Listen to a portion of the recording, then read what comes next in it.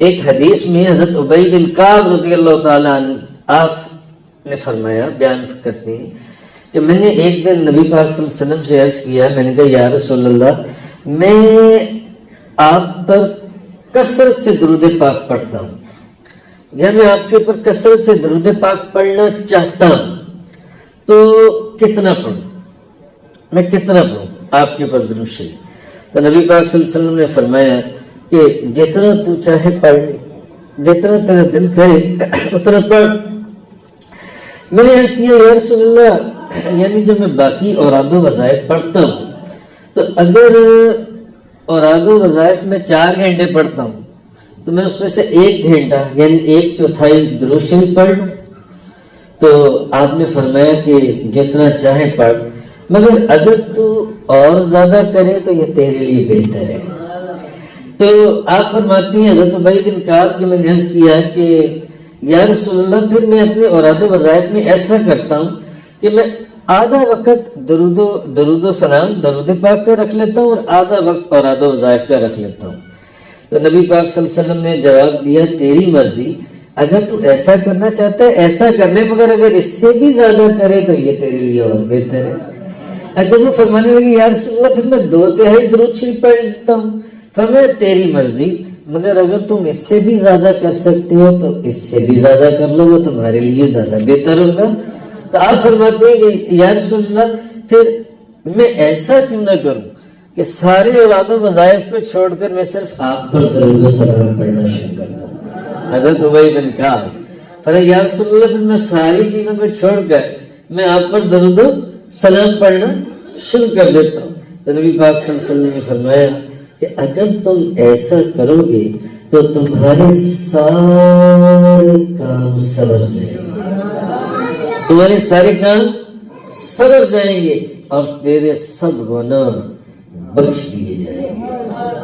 اگر تم ہر وقت درود و سلام اپنے اوراد و وظائف کے اندر ہر وقت درود و سلام کو رکھو، اور ویسے تو میں نے آپ کو وہ حدیث مسلم شریف کی کئی مرتبہ سنائی ہے کہ نبی پاک صلی اللہ علیہ وسلم نے فرمایا جو بندہ 1 مرتبہ درود پڑھے اس پر اللہ کی 10 رحمتیں، اور جو 10 مرتبہ پڑھے اس پر 100 رحمتیں، اور جو 100 مرتبہ پڑھے اس پر 1000 رحمتیں، اور جو 1000 مرتبہ پڑھے اس کے جسم پر اللہ دوزخ کو حرام کر دیتا ہے، جہنم کو حرام کر دیتا ہے۔ نبی پاک صلی اللہ علیہ وسلم آپ نے فرمایا، شیخ عبدالحق محدث دہلوی آپ فرمایا کرتے تھے، آپ فرماتے تھے کہ یا اللہ، میرے پاس کوئی ایسا عمل نہیں ہے جو کہ تیری بارگاہ میں جو ان سے پیش کرنے کے لائق ہو۔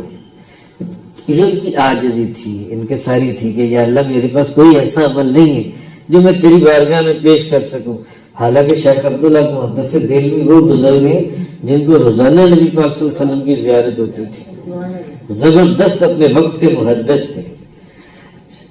تو فرماتے ہیں میں کوئی عمل یا اللہ میں نہیں سمجھتا کہ میں اپنا کوئی عمل تیری بارگاہ میں پیش کر سکوں، ماں سوائے ایک عمل کی، اور وہ عمل ہے تیرے محبوب کی بارگاہ کے اندر درود و سلام کا تحفہ پیش کرنا، کہ میں تیری محبوب کی بارگاہ میں جو درود و سلام کا تحفہ پیش کرتا ہوں۔ تو پھر فرمایا کرتے تھے مولا کریم، وہ کون سا مقام ہے جہاں اس درود و سلام کی مجلس کی نسبت زیادہ خیر و برکت اور رحمت کا نزول ہوگا؟ ایسا کوئی مقام نہیں ہے جہاں درود شریف کی مجلس، جو بندہ درود پاک پڑھنے والا ہے، جو وہاں اللہ کی برکتوں اور رحمتوں کا نزول ہوتا ہے، وہ برکتیں اور رحمتیں کسی اور مجلس میں نازل ہوتی ہیں۔ تو فرماتے تھے میرے پروردگار، مجھے سچا یقین ہے کہ درود و سلام والا عمل تیرے دربار عالی میں قبول ہوگا، اور اس عمل کے رد ہونے یا رائے گاہ جانے کا ہرگز کوئی راستہ ہی نہیں ہے۔ آپ فرماتے تھے جو درود و سلام کے دروازے سے داخل ہو، جو درود و سلام کے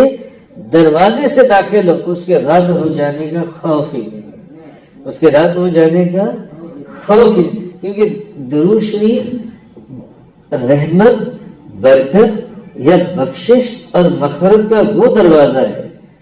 کہ جس کی طرف خود کو قرآن کے اندر اللہ نے فرمایا وَلَوْ أَنَّهُمْ إِذْ ظَلَمُوا أَنفُسَهُمْ جَاءُوا واستغفر اللہ واستغفر لهم الرسول لوجد اللہ توابا رحیما۔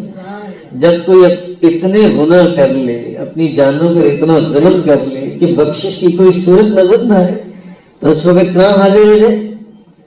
میرے محبوب کی بارگاہ میں۔